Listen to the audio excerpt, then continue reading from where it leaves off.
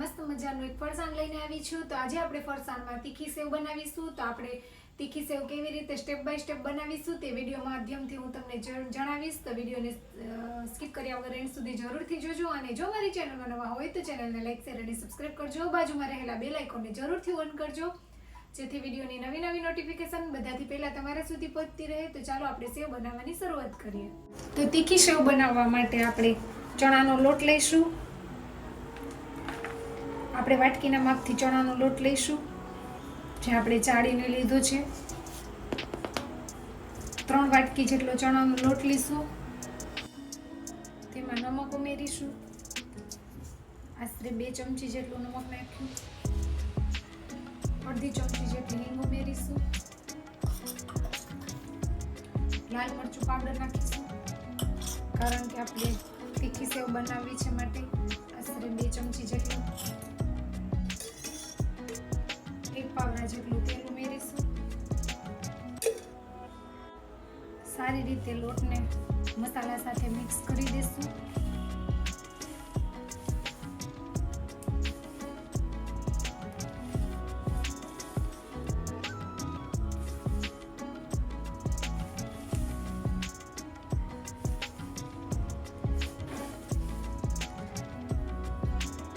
તો લોટ સારી રીતે મિક્સ કરી લીધો છે। હવે આપણે થોડું થોડું પાણી નાખી અને લોટ બાંધીશું। તમે અજમા પણ નાખી શકો, ઓપ્શનલ છે। આપણે સેવ બનાવીએ છીએ માટે નથી નાખતા। આગળના વિડીયોમાં આપણે તીખા ગાંઠિયા બનાવ્યા છે તેમાં નાખ્યા હતા અજમા। ધ્યાનથી લોટ બાંધવાનો છે। આપણે થોડું થોડું પાણી લઈને લોટ બાંધીશું નહીંતર લોટ પતલો થઈ જશે।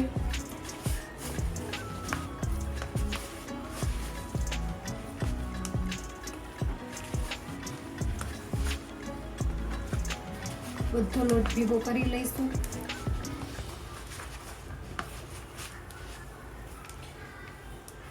સેવ અને ગાંઠિયા બનાવવા સહેલી રીત છે પણ લોટ બાંધવો જ ખૂબ અઘરું છે। તો આપણે બધો લોટ ભેગો કરી લઈશું। આપણે તવીથાની મદદથી હાથમાંથી લોટ ઉખેડી નાખીશું કારણ કે ચણાનો લોટ ચીકણો હોય એટલે હાથમાં આંગળીમાં ચોંટી જાય છે। બધો લોટ ઉખેડી નાખીશું। તો તમે જોઈ શકો છો આપણે બધો લોટ ભેગો કરી લીધો છે અને આપણે આશરે અડધો ગ્લાસ જેટલું પાણી જોઈ ગયું છે લોટ બાંધવામાં। હવે આપણે થોડો તેલવાળો હાથ કરી અને સારી રીતે લોટને કેળવી લઈશું। આપણે બાઉલમાંથી સાઈડમાંથી બધો લોટ તવીથાથી કાઢી નાખીશું, ઉખેડી લઈશું।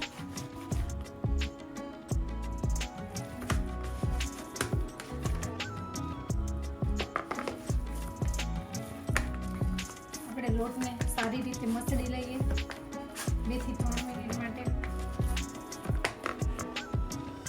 તો આપણે લોટને સારી રીતે મસળી લીધો છે। હવે તેમાં 3 લુવા કરી લઈશું।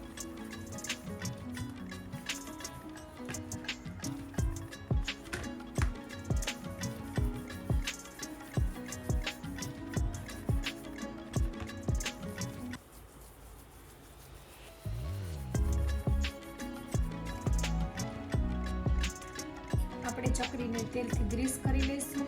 આપણે આ ચકરી લીધી છે ઝીણી સેવની આવે છે તે।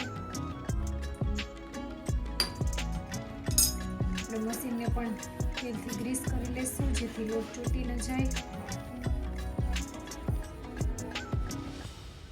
તો હવે આપણે લોટને મશીનમાં ભરી લઈશું।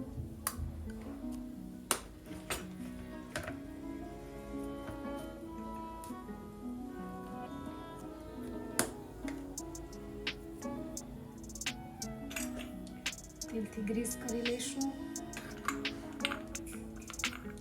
મશીનને પેક કરી દઈશું। તો ફેમિલી તેલ આવી ગયું છે। આપણે હવે સેવ ઉતારી લઈએ।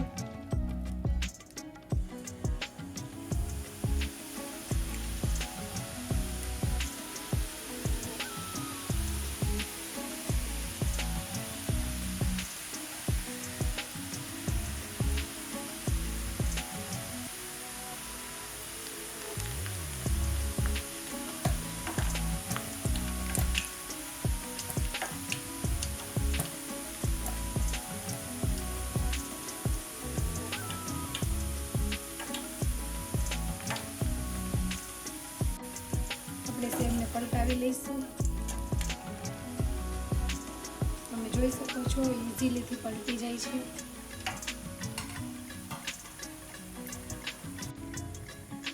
તો સેવ સરસની ચડી ગઈ છે એટલે તેને કાઢી લઈશું.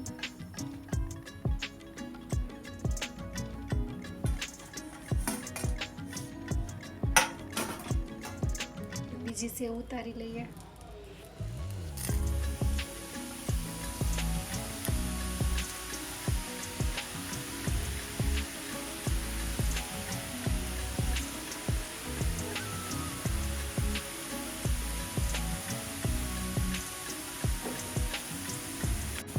સેવને પલટાવી લઈશું.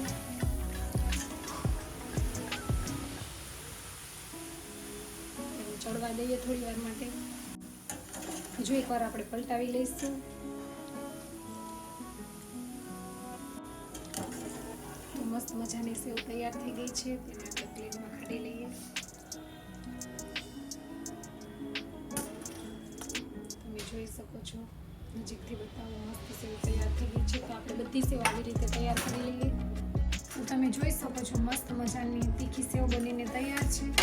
હું તમને એક સેવ ભાંગીને બતાવું કેટલી ક્રિસ્પી બની છે. તમે જોઈ શકો છો કેવો અવાજ આવે છે, એકદમ ક્રન્ચી અને મસ્ત તીખી સેવ બનીને તૈયાર છે.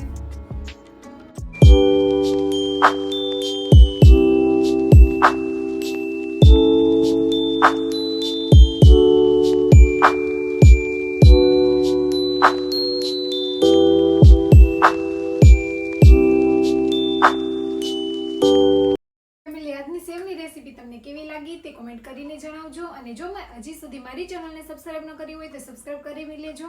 તો મળશું આવી નવી રેસીપી સાથે. આવજો. જય સોમનાથ. Bye bye.